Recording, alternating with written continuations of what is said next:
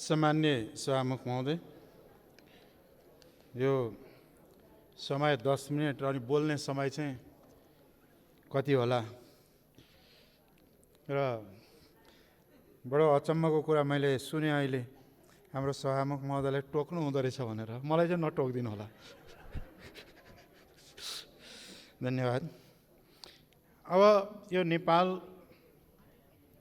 Foreign policy international रिलेसनको establishment भन्ने हो भने पृथ्वीनारायण शाहले बाटो देखाउनुहुन्छ कि नेपाल दुईटा ठुला मुलुकहरू, भारत, त्यति बेला हिन्दुस्तान भन्ने चलन थियो, र चीनको बीचमा दुवै देशसँग जति असल सम्बन्ध राख्न सक्यो त्यति नै नेपालको सुरक्षा र हित हुन्छ भनेको वास्तवमा भन्यो भने नेपालको फरेन रिलेसनको कोर भ्यालु नै छ। त्यसकारणले हामीले हाम्रा छिमेकीहरूसँगको असल सम्बन्ध पनि छ, त्यसलाई कुनै पनि किसिमले असर पर्न नदिने गरी हाम्रा समस्याहरू, द्विपक्षीय समस्याहरूलाई वार्ताद्वारा, कुशल वार्ताद्वारा हल गर्नुपर्दछ। तर विगतमा केही दुर्घटनाहरू भनौँ या कूटनीतिक असफलताहरू देखिएका छन्। नेपाल इस्ट इन्डिया कम्पनी वार 1814-15 तिर भएको र 15 मा सही भएर 4 मार्च 1816 नेपालले अनुमोदन गरेको, त्यसलाई सोली सन्धि भन्छ। त्यो अत्यन्त अपमानजनक थियो। एउटा अपमानजनक के भने नेपालकोले ठुलो भूभाग गुमाउनु पर्यो। दोस्रो अपमानजनक के थियो त्यसको आर्टिकल 7 मा भने नेपालले कुनै पनि युरोपियन, अमेरिकन वा विदेशीलाई यहाँ काम दिँदाखेरि इस्ट इन्डिया कम्पनीसँग सोध्नुपर्ने भन्ने समेतमा हस्ताक्षर गरेको ह्युमिलेटेड थियो।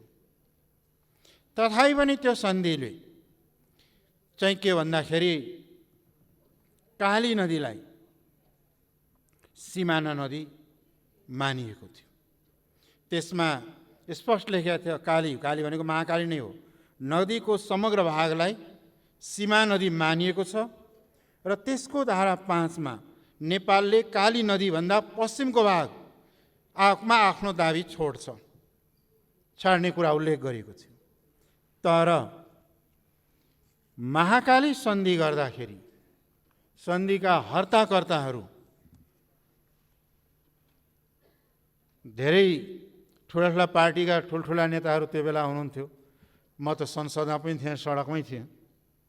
उहाँहरू त्यसमा प्रधानमन्त्रीज्यू पनि हुनुहुन्छ, अरू साथीहरू पनि हुनुहुन्छ। अब महाकाली नदीदेखि पश्चिमका भागको दावा नेपालले छोड्या हो सुगौली सन्धिमा।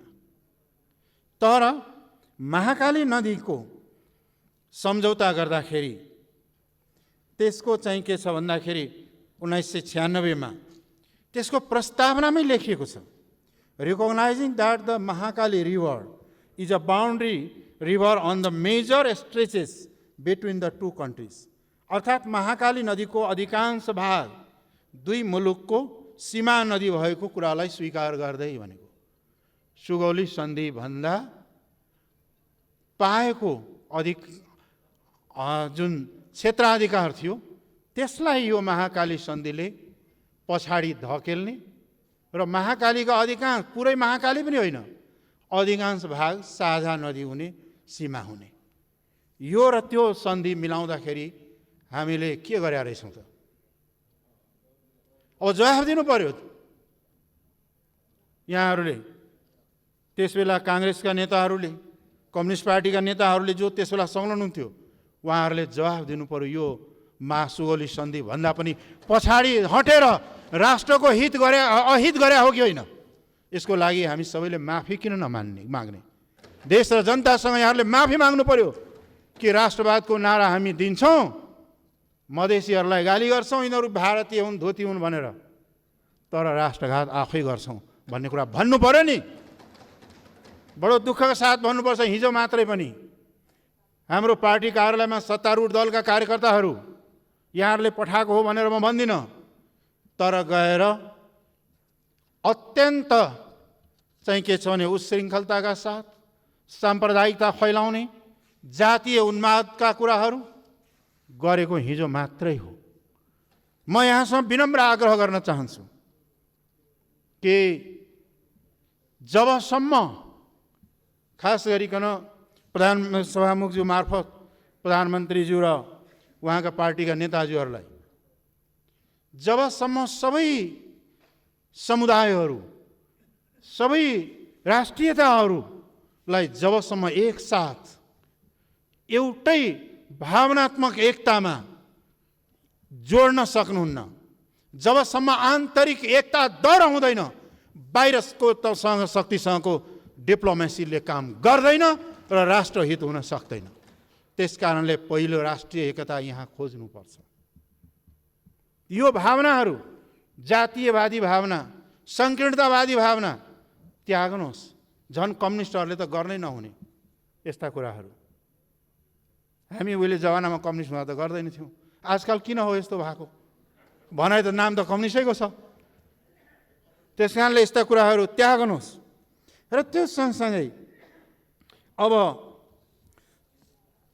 विगत 60 वर्षदेखि त्यहाँनिर विभिन्न किसिमका संरचनाहरू निर्माण भएका छन्, त्यहाँ सैनिक ब्यारेक राखिएका छन्, त्यहाँ सुनिन्छ भनिन्छ कि 1965 मा कुनै सन्धि भएको छ अरे, त्यसको आधारमा ती भूभाग उपयोग गर्न दिइएको भनेर। के हो त्यो हामीले थाहा पाउनु पर्यो। होइन भने होइन भन्न सक्नु पर्यो, तर त्यस विषयमा सरकार बोलेको छैन।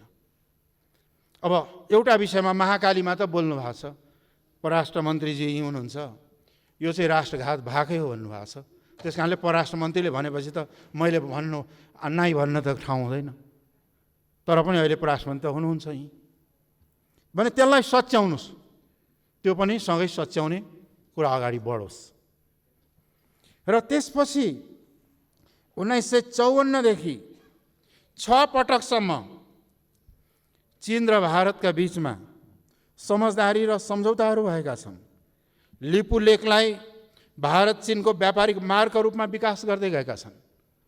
त्यस विषयमा 54 देखि 6 पटकसम्म हुँदाखेरि त्यतिसम्म सरकारमा को थिए, कसको नेतृत्वमा सरकार थिए, किन ध्यान दिइएन? एउटा गम्भीर प्रश्न आउँछ। र त्यो सँगसँगै यो भूभाग, यो दुई भूभागहरू नेपालको करिब करिब सीमाङ्कनका कार्यहरू लगभग 98% सीमाङ्कन गर्ने कार्य सम्पन्न भएको छ। र दुईटा पोइन्ट खास गरिकन महाकाली र सुस्ताको त्यसलाई टुङ्ग्याउन बाँकी रहेको छ। र यी क्षेत्रहरू चाहिँ के छ भन्दाखेरि यी क्षेत्रहरू विवाद रहेको कुरा 2071 मा भारतका प्रधानमन्त्री मोदीजी आउँदा जुन जोइन्ट स्टेटमेन्ट र डिक्लेरेसन भएको थियो त्यहाँ चाहिँ के स्वीकार गरिएको कुरा हो। र यसलाई परराष्ट्र सचिव स्तरीय वार्ताद्वारा हल गर्नुपर्छ भनेको थियो। आजसम्म त्यसलाई किन हल गरिएन प्रधानमन्त्रीज्यू? किन हल भएन? जबकि त्यही बेला जोइन्ट स्टेटमेन्टमा आएको हो नि।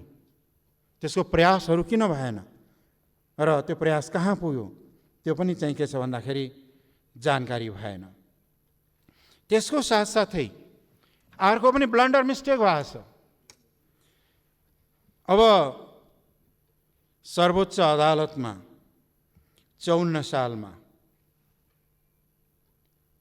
1950 को सन्धिको धारा 8 अनुसार यसअघि भएका सबै सन्धिहरू यसद्वारा खारेज हुनेछ भनेर सम्झौता भएको छ। त्यसैलाई आधारमा नि योगी नरहरिनाथ लगायतका व्यक्तिहरूले मुद्दा दिए सर्वोच्चमा। र त्यसपछि खास गरिकन 2054 चैत्र 13 गते प्रधानमन्त्रीको तर्फबाट, परराष्ट्र मन्त्रीको तर्फबाट, परराष्ट्र सचिवको तर्फबाट अदालतलाई दिएको लिखित चाहिँ के छ भन्दाखेरि लिखित दिएको छ। त्यो लिखित दिएको केस कस्तो लिखित दिएको के छ भन्दाखेरि सो सन्धिमा भए गरेका कुराहरू हदसम्म भारत सरकारको तर्फबाट तत्कालीन ब्रिटिस संघसँग भएको सन्धि सम्झौता तथा तत्सम्बन्धित अन्य व्यवस्था खारेज गरिएको हुनाले यो परेन भनेर छ। यस्तो जाली कुरा गरेर त्यो 50 सन्धिले चाहिँ खारेज गर्नु भन्छ। तर यस्तो जाली कुरा दिएर बयान दिएर सरकारको तर्फबाट किन दियो? किन भन्न सकेन कि 1950 को धारा 8 को अनुसार अरू सन्धिहरू खारेज हुन भागी छ भनेर भन्न किन नसकेको? किन नसकेको? त्यसको दोष कसलाई दिने? त्यसै गरिकन सुगौली सन्धिकै कुरा गर्ने हो भने म एउटा रिमाइन्ड गराउन चाहन्छु।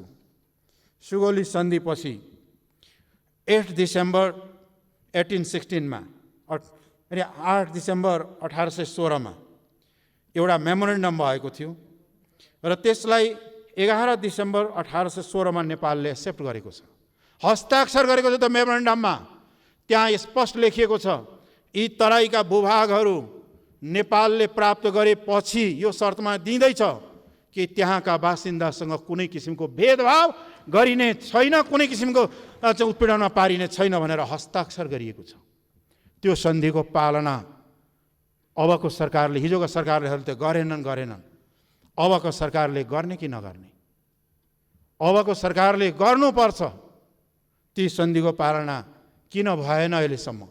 त्यसको पनि जवाब त आउनुपर्छ नि, दिनुपर्ने हुन्छ। अर्को कुरा के भन्दाखेरि आन्तरिक राष्ट्रियतालाई बलियो बनाऊ। एउटा भाषा, भेषभाषा, भूषा, संस्कृति चाहिँ गैर राष्ट्रवादी, एउटा चाहिँ राष्ट्रवादी हुने जुन मानसिकता छ यो गलत मानसिकता हो। यसलाई नस्लवादी मानसिकता पनि मानिन्छ।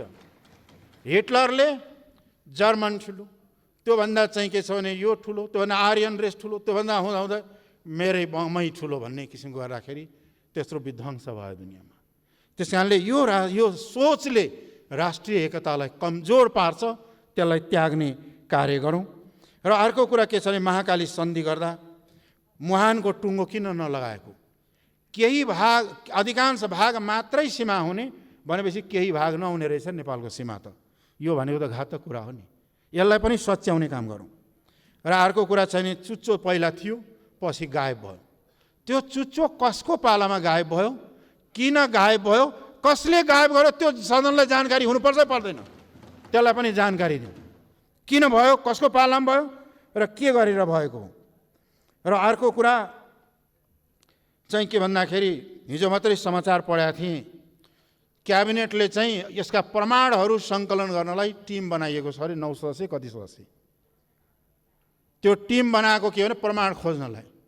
यहाँ संशोधन प्रस्ताव संसदमा आइसक्यो, आज भोटिङ हुनेवाला छ।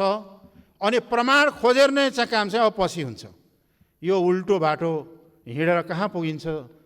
प्रधानमन्त्रीज्यू, सम्मानज्यू मार्फत म प्रधानमन्त्रीलाई सोध्न चाहन्छु, उल्टो दिशामा हिँडेर कहाँ पुगिन्छ? पहिला प्रमाणहरू खोजेर ठोस आधार राखेर अनि दावा पेश गरेर अनि अगाडि बढ्नु पर्थ्यो। त्यसले चाहिँ त्यो गर्नुपर्थ्यो। तर त्यो अहिलेसम्म हुन भएको छैन। र अर्को अफसोसको कुरा, त्यहाँ पनि विभेद छ। 9 जना नाम राख्नु हो, तर त्यहाँ मधेसी लगायतका समुदायहरूको त उनलाई त नेपालै चिन्या छैन कि बोर्डरै देखा छैन कि किन नराख्नु भएको? मैले सङ्ख्याको कुरा गरे होइन, चिन्तनको कुरा गरे हो। यो चिन्तनलाई त्यागौँ, सबैलाई समेटेर लैजाउँ, राष्ट्रिय एकता बलियो गरौँ। राष्ट्रिय एकता भनेको राष्ट्रियता भन्ने कुरा ओ भारतका विद्वान नैनी पाल्कीवालले लेखेका छन्, nationalism lies in the heart of the people if it breaks no army, no government, no constitution can save it. मान्छेको राष्ट्रवादको भावना भित्रबाट हुन्छ। यदि यो नै टुट्यो भने कुनै पनि सेना, कुनै पनि सरकार, कुनै पनि संविधानले यसलाई जोगाउन सक्दैन। त्यस कारणले मेरो सत्तारूढ दल लगायत चाहिँ के छ भन्दाखेरि सरकारसँग मेरो विनम्र आग्रह छ, यस्तो काम, यस्तो भाषा, यस्तो व्यवहार यहाँबाट नहोस्। कि कसैको हर्टमा चाहिँ के छ भने चोट लागोस् र नेसनलिजममा भोलि क्वेसन उठोस्, यस्तो कार्य यहाँबाट नहोस्। र चाहिँ के भन्दाखेरि हाम्रो पार्टीले र हाम्रो संसदीय दलले सर्वसम्मतले पारित गरेको छ, यो राष्ट्रियताको सवालमा हामी एकै ठाउँमा छौँ। हाम्रो पार्टी हामीमा अरू कुरा विवाद होला, नीतिगत कुराहरूमा छलफल होला कुरा हो, तर प्याट्रियोटिजम र नेसनलिजम स्ट्रङ छ, देशभक्ति र राष्ट्रवाद स्ट्रङ छ। त्यसकारणले हामीले बहुमतले मात्र होइन सर्वसम्मतले यो प्रस्तावलाई पारित गर्ने र यहाँलाई सहयोग गर्ने निर्णय गरेका छौँ। धन्यवाद।